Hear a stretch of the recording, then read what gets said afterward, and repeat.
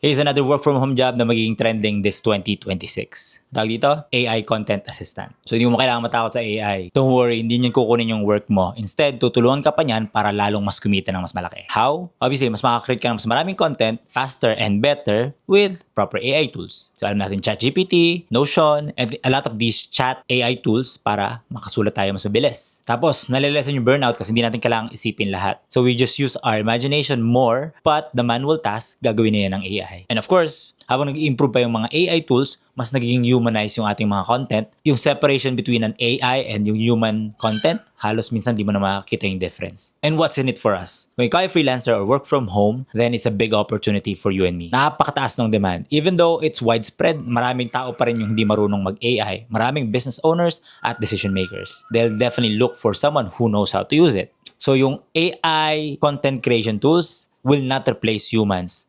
They need people who knows how to edit content with AI. So yung mga clients, gusto yung mga freelancers or work from home employees na kayang mag-refine at mag-edit ng mga AI contents. So sa Upwork, tumaas ng almost 250% yung mga naghahanap ng freelancers na related sa AI. So how do you get started? Obviously, you have to have basic AI skills. At the very least, ChatGPT, Claude, o yung mga different chat tools. The next level will be learning HeyGen, learning yung mga Notion, and a lot of the different AI tools na available sa internet. But you gotta have that mindset na, okay, this year, I will do everything I can para maging AI proficient. You can try and look at your niche and ano ba yung mga perfect na AI tools na magagamit mo talaga and very specific na magiging advantage mo whenever an opportunity that's all about AI comes in. Use AI as your partner, not your competition. Smarter your prawns, the higher you pay. If you wanna learn more, like this video and comment AI and usap tayo. We can help you